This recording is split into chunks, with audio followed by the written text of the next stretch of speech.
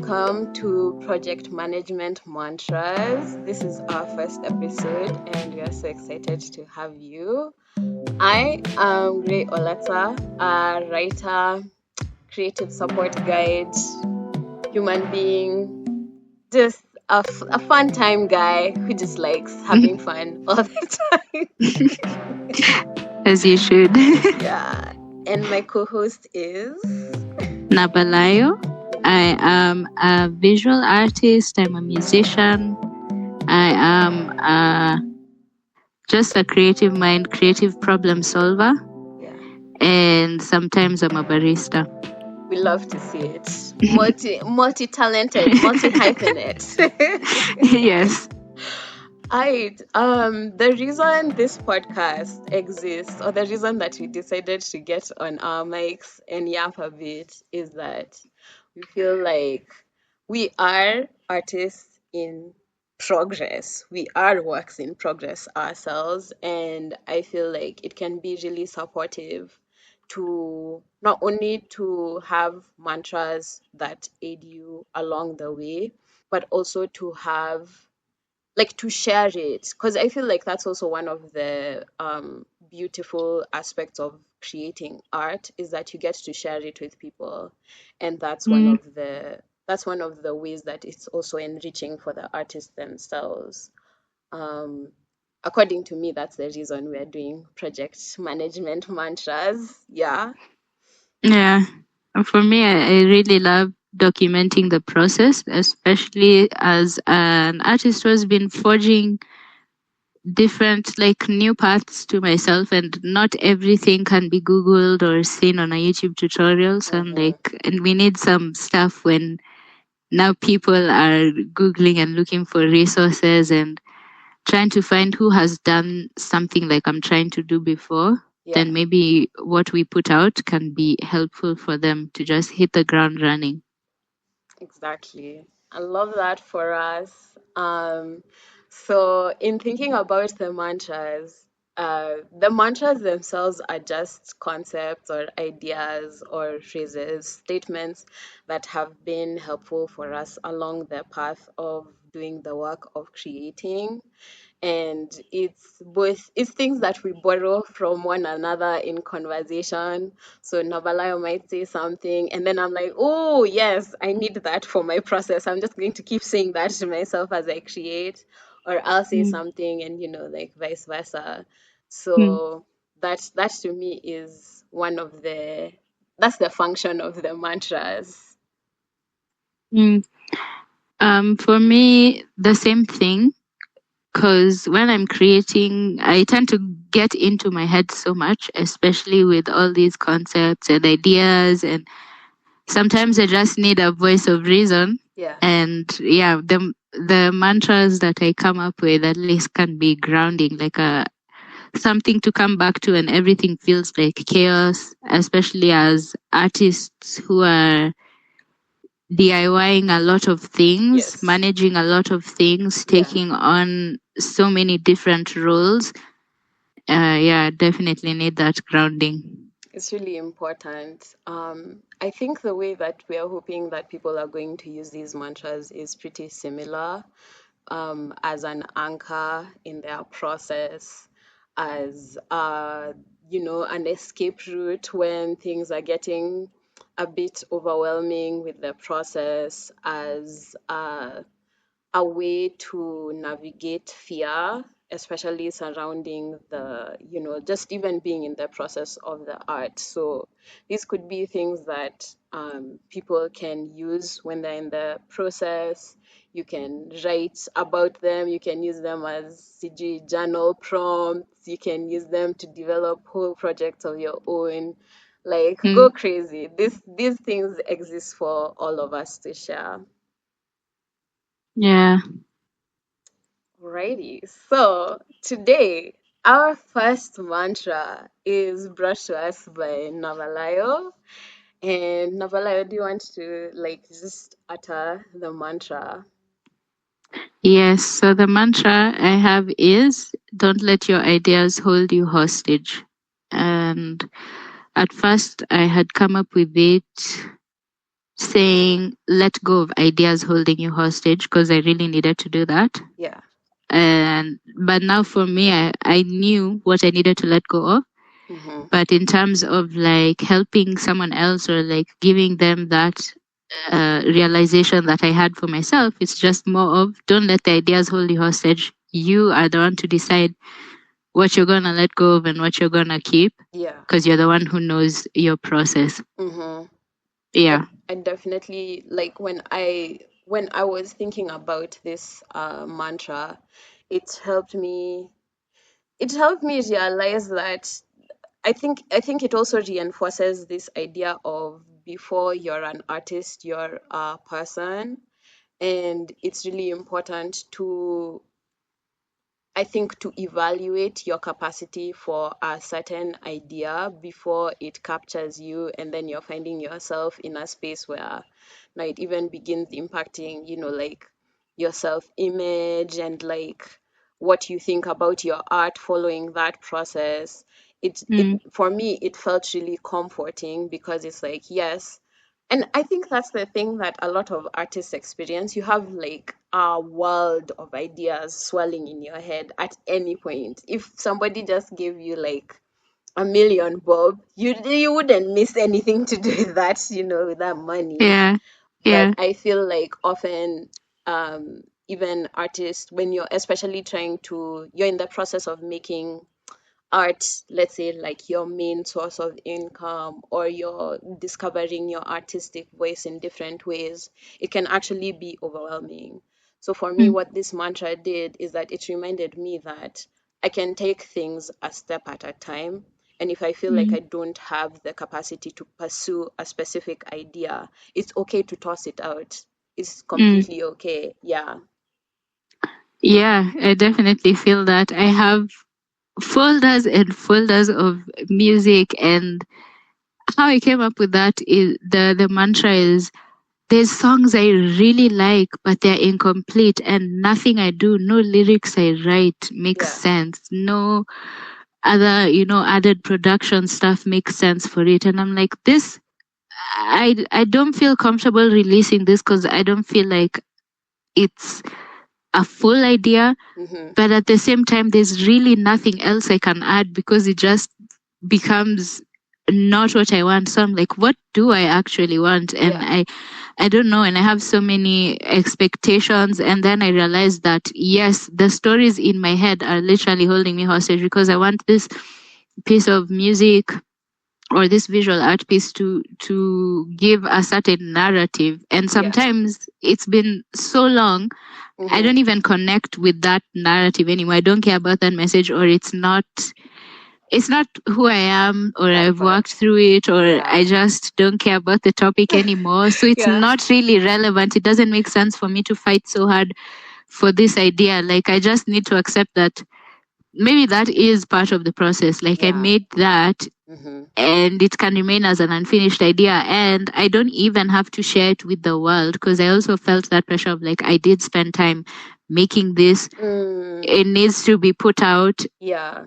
even in its unfinished form. Like it still needs to be appreciated by people, and I'm just like, okay, maybe not. Like Yeah. you, He I must. wouldn't die. Like, and then I deleted one project and I'm like, ah, that feels so good, and I was like, I don't want to get trigger happy, so let me just close the laptop. But that was good.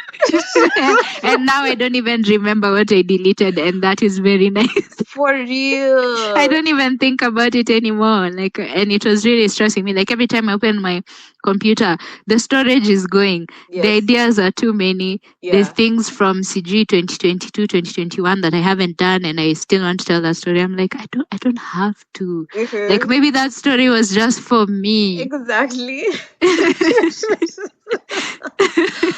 I swear, I feel like for me, one of the ways that I kind of like stop the ideas from holding me hostage is that I remove them from my drafts.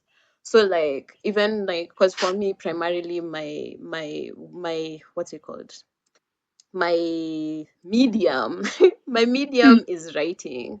So I'll like come up with a blog post, and like I'll have this whole perfect idea of how this blog post is going to come out.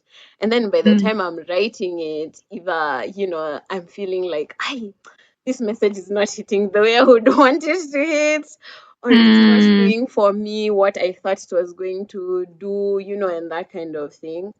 So I found one way of, like releasing myself as a hostage is just posting it as is, and not caring. Like, because for me, I would really like to talk about how people, just because of the way we've been cultured around celebrity culture, yeah, I feel like people tend to have this imagination. It's not a fantasy as such, but oftentimes it doesn't happen that way. That you're gonna work on your artistic process for, like, let's say 2-3 months, and then you're gonna blow up, and then you're gonna be famous, and you're gonna have all this money, and like that kind of thing.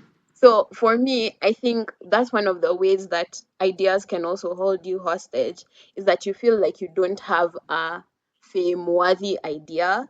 So you keep working on it and working on it and working on it in these hopes that it's going to be the thing that finally makes you a celeb. And it's like, gets you imagine, out of the hood. that's not how this works, guys. Exactly.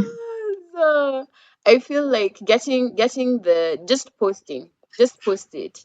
You imagine, and that's the funniest thing. Like, even times when I'll be like on TikTok, some people will be like, "Oh my gosh, why is this the one that went viral? It's the one that I put the least amount of effort into," Yeah. So yeah, I feel like, yeah, that's one of the ways I stop ideas from holding me hostage. I think a question I would have for you is, why do you think your ideas hold you hostage? Because my creative practice is documenting who I am. Okay. Like, it's like saying my business without really saying my business. So Yes. that's why it's important. It's like it's also a yap session, but covertly. Yeah. So it feels like I have to honor these things and, put it into a narrative, whatnot, document who I am as a person, and all this. And like, sometimes that documentation, and it's because also I don't generally journal. I am very skeptical towards journaling because of past trauma. I know journaling is good, and I'm like, I wish I had that journaling bone. Hey, the first journal I ever had, I couldn't trust my family with it, so I went to school with it. It got stolen. Luckily, whoever stole it just read and never yapped. Thank God, because there was some stuff in there. And then at home, it was fun. And then they're like, "Oh, these are very adult things you're writing." And I'm like, "Yeah, they're my feelings. Are you crazy?" Oh my God. So that's also even like where my whole expression came from, like being able to say my feelings and my business openly, but in a covert way through my songwriting or like poetry, because I did start with poetry and then I tried rap before I ever tried singing and songwriting. That's so cool. I didn't know that. It was very explicit. I don't think I have the balls to say what I used to write. And it almost got me in trouble again in school. God. Anyway, but it was good. It was really good. I had fun doing it. A friend of mine introduced me to what ciphers were. He used to do competitions.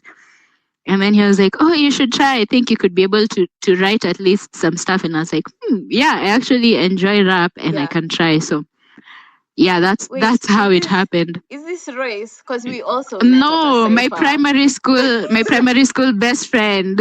Oh, we love to see it. Yeah, so that for me, like, since I don't have that journaling bone in me. Okay. I document the stuff through the art, right? Yeah. And when the things are happening, it feels very significant. And now you're putting down those ideas and you're creating this narrative and whatnot. And then you get to a point where either that wasn't you, or maybe it's even like re-traumatizing to go over what happened, and True. it's like, do I really have to put that Yeah. in my creative process? Maybe not. Or if I Mm. do, then is that art that I really need to share with everyone? Maybe not. Mm-hmm. And sometimes it's just more of, not everything has to be an idea also. Sometimes it's not that deep. Like, yeah, you Yeah. thought it was a good idea, and Mm-hmm. then it is, but does it have to, stress your life to now try and package it into a way that can be received by people? Can it just remain as part of the process, like a Exactly. practice piece, or a, let's say, journaling piece, or Mm-hmm. just something for your soul? Yeah. And like, you don't, and also for me, I'm like, I don't have to relive it, whether it was good, bad, okay. It's not a Mm-hmm. must Yeah. to go back to that project, because now it's like, and why I come to that conclusion is when it feels like it's taking up space for new Mm-hmm. ideas I could be having. True. That's when I Yes. feel like I need to reel myself in and be like, you know what, the ideas will never stop coming, and Yeah. this one inika imechoka, wacha tu Mm. niachane nayo. Mm-hmm. Mm. I find so even while we were like talking this idea over, I ran into I have like a couple of metaphors concerning fire that now reached me before we even started recording. So I felt like maybe they were for this episode.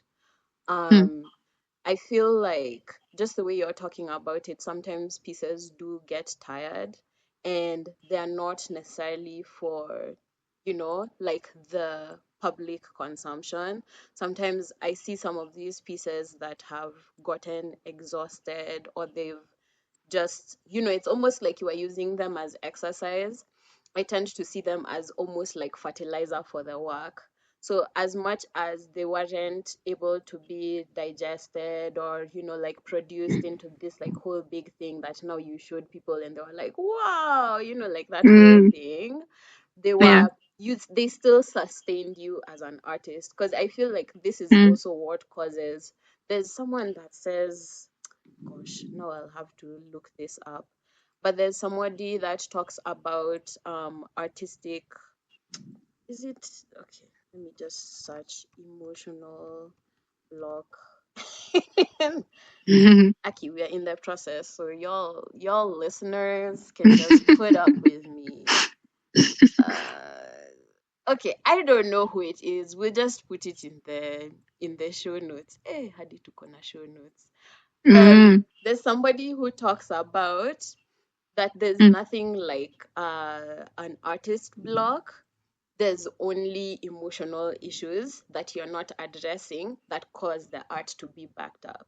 So I feel like if you do this whole thing where you stop because an idea isn't coming out the way you want it to come out, then that's when you get into an artistic block.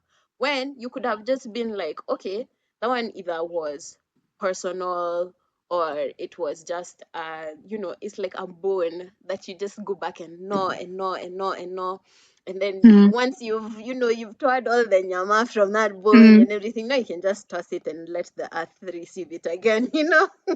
Yes. um Yes. And yeah. I resonate with that, because all my artist blogs have been emotional, and it was very clear to me every time it happened. Uh-huh. Like, I got lucky being able to recognize it. Mm-hmm. So I've never felt like I never have ideas. I just feel like I have points where my life is just very weird, Yeah. that I can't be creative or express my creativity the way I want, or Mm-hmm. even present myself to the world the way I want. Yeah. Because, of course, as a person first, and not as an artist, like, sometimes I do Mm. tend to feel like my struggle. Mm. And now putting out this art cements that. Yeah. And yes, it's a fleeting thought that at least shouldn't weigh you down forever. But Yeah. I feel like if I put this art out, it really cements that I'm accepting that I am my struggle. Sometimes it feels like that. And I Mm. guess maybe now for me, that's a personal, or like a Mm. personal emotional thing. Mm, So that helped me really navigate artist block and now even be able to put out art like at any time that I want to. exactly. Love to see it. So I'm going to try and talk about my three experiences of the fire analogy. So I was Mm, watching the limited series, Little Fires Everywhere. It's an amazing limited series. It has starring Kerry Washington and like Reese Witherspoon. It's based on a novel by the same name. And mm. okay, spoilers ahead for whoever hasn't watched it in all the years that it's been out. That's no longer my problem. But basically, there's this artist, and she goes from town to town. Of course, she has her own personal reasons why she's going, like she's moving around this much with her kid. But a nomadic artist. So she like moves to one town, creates a project like based on the things that she experiences there, and then moves to the next. So in this place where she is at in the series, she uses fire a lot in the work that she makes. And then she also, what happens is that one of her subjects, the children of this subject end up burning their house down.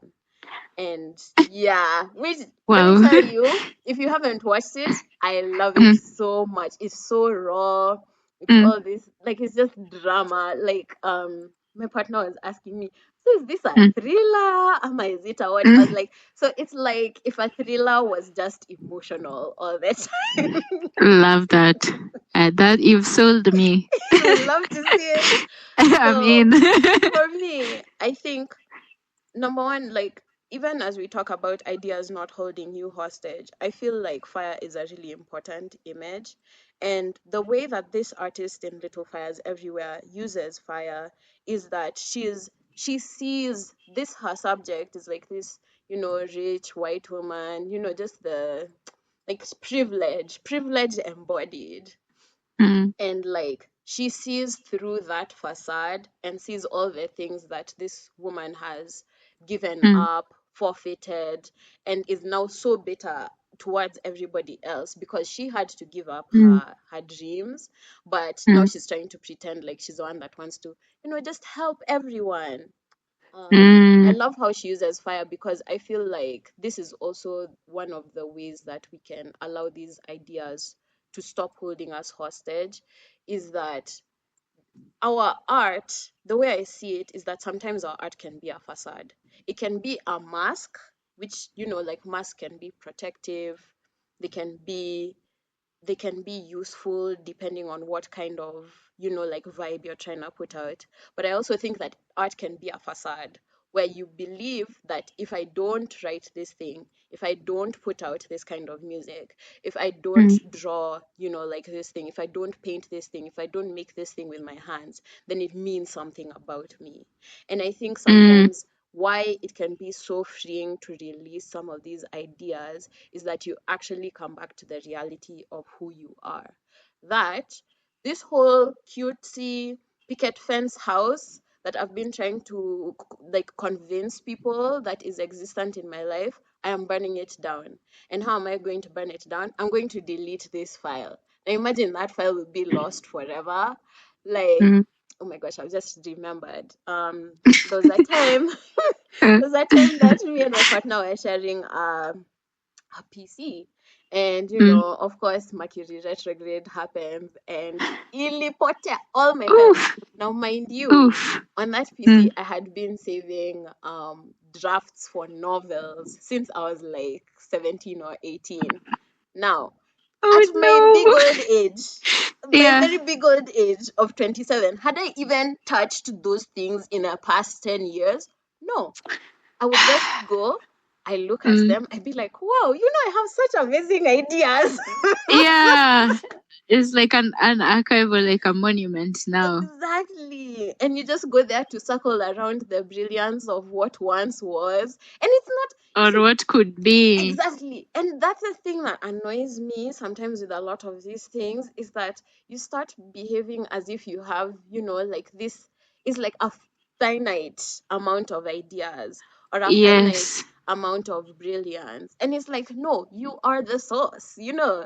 Have you ever Mm. seen that meme of this babe who's like submerging her family and she's saying, I am the source? No, I need to see. Please send it to me. Yeah. But like for real, these ideas, they're not the house. They're not that Mm, sijui the makeup that you put on your face. They're not this idea of who people out there have of you.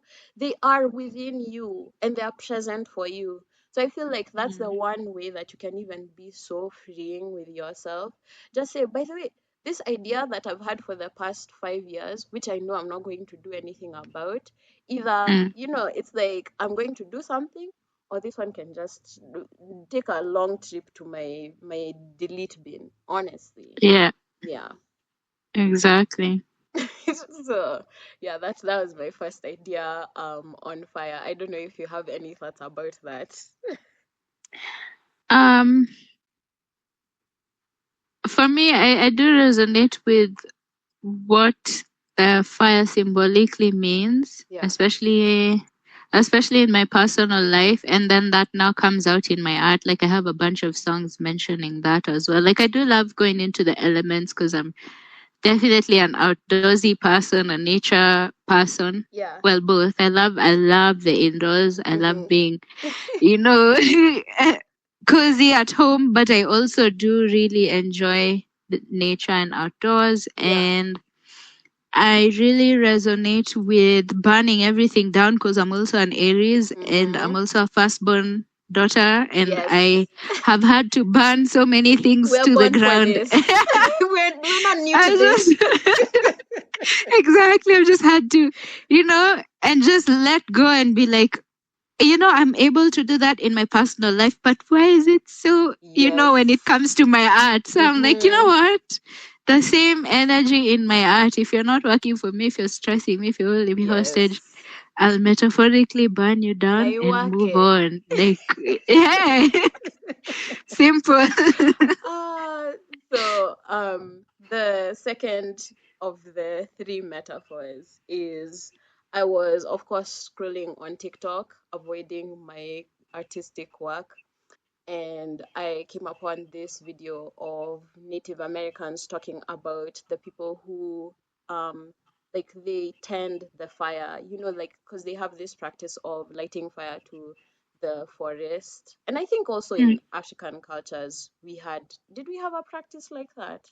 Yes, in Luya culture, they Oh, would clear the forest. So mm-hmm, how I do this is because I don't remember I was reading. Like I see a lot of journals or papers written by professors and whatnot. So you can just basically Google this on the internet. I'm sure it will come up. yeah, So the practice was farmland was communal mm-hmm, and it was managed by the elders. yeah, So every family, like the piece of land being used, every family would have a season to mm-hmm, plant. yeah, So like this season, it's this group of families. okay, You plant, you do what, and then it's cleared with fire okay, for the next season, for the next family to mm-hmm, use. And yeah, that way, everyone gets a turn. And not only is it that the families are planting, that food is for everyone. yeah, So I, because I always used to be like when we were in school, we were told, you're not supposed to clear a place with fire, it's bad. And I was like, wait, but the ancestral knowledge that now when I'm part, older and I'm going into the deeper parts of history that they still keep away from us yeah, in even as black Africans in black Africa, they still yeah, don't really go into this. mm-hmm, The fire was there, but and it was used in the way we are not supposed to use it, but it mm-hmm, still worked, and the land, exactly, like they're still living in harmony with the land. exactly, So it's that's, like yeah, many ways to rethink or like just even look for that different knowledge, just even spanning yes. from the ideas that come up in your head, you find these ideas existed. Yes.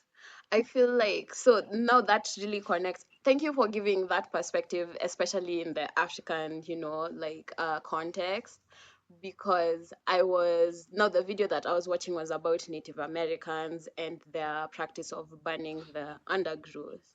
So basically, they do that so that when it rains again, the rain is able to access the soil and like the, like the growth that's down there that maybe the undergrowth was now beginning to suffocate. And Mm. the thing that this person who was tending, because they, of course, now that responsibility of tending the fire is passed down and they can notice it. And me, I've been accused by certain people of being a pyromaniac. I'm a sensitive person. And what about it? Exactly, So, exactly. So like I was really relating because this firekeeper, this keeper of the fire, she was saying that when she was a kid, she used to like playing mm, with matches. So her granddad saw her doing this and he was like, okay, we don't do it like that, but let me show you. Let me show you what we do with this fire. And that's how mm, kind of like she was initiated into this role. And she mm. was saying that even now the ash, when the rain now falls and washes the ash away, then the ash is also able to like purify the groundwater, the water that's deep Yeah. in the earth. Um, I found that so powerful because I feel like sometimes you do need to clear away these, like these ideas that you've been holding on to for so long. And I feel like it's so powerful, even the way you are talking about, like being told that it's not appropriate to use fire to clear something out. I feel like even with me just going back to that story of how all my files got deleted, it's like that happened, and of course it wasn't like, maybe that happened last September, and then Mm, by around October, November, like I sat down one of these days and I wrote an entire like breakdown of a new novel, like completely new, that I mm, hadn't thought about before. And I feel like there's a way I was able to sit with inspiration when all of these other like drafts and things that I'd been sitting on since I was a teenager, doubting myself, just thinking, oh, how am I even going to write this? Instead of actually writing, mm, you know, finally I was able to sit down with this one. Now, I'm still at not a complete roadblock, but I'm at a mm, space right now where I actually do need to start writing now this new novel that I got. But the fact that I have it from beginning to end as like an mm. outline, that is so much more than I have been able to do in the past. And I find that so powerful. Yeah. Yeah. Okay, so fire number three. Me, I've been thinking, I just feel like maybe it's because of Aries season, but I've just been thinking so much about fire. Definitely is. So I was Definitely. thinking about inflammation in the body. And Mm, I feel like that is, like part of if you want to divide like some of the, like biological functions, I feel like that's the fire element in like the bodily functions and stuff. mm, So I was reading about inflammation because these days when you hear about inflammation, it's this bad thing. You need to avoid inflammation. And it's true, like chronic inflammation is actually, like dangerous. It's associated with stress and other factors. But I was mm, reading about inflammation and I was like, oh, so that's why like when you get a cut, sometimes it swells because that's the mm, body kind of bringing the, like that heat and that, like protective capacity to protect like your body from being, like infiltrated by germs or that kind of thing. So I found mm, that like I felt like it was so cool that, there can be this thing, this function that is almost like an internal, fire that when you do get hurt, and I feel like it even comes back to the way you are talking about, like sometimes you'll get rid of drafts because they're re-traumatizing you. I feel like that's like it's akin to inflammation, where it's like this mm, thing, if I let it back in, itaniumiza. So instead of doing that, let's just get rid of it, close the wound, as much as some of these wounds maybe don't close. But as mm. far as that wound can close, let's just close it and, we clear out Yeah. that business. So Mm, yeah, that's what fire has been teaching me and releasing me from my hostage status. mm. Real. I don't know if I have any if I can relate to that. Yeah. I think I need more time for more thoughts. Valid. We can even Yeah. revisit. We can revisit Yeah. the topic. But I feel like for today we have had a really beautiful conversation. I don't know if there's anything that you'd like to add towards the end. Delete those files. Delete. Delete. Delete it. I love that. Yeah. Yeah, y'all don't let your ideas hold you hostage. You are the source. You are the person who is out here. You're the place that all these ideas flow from. There will not be a drought. If it's the emotional blocks, deal with them. No on that Mm, bone, share, and just like mm, let this fire liberate you. So mm. yeah, that's been our first podcast. Like I said, I'm Gray and my co-host is, Nabalayo. and we're so happy to be giving you these project management mantras. We will talk to y'all next time. Bye. Bye.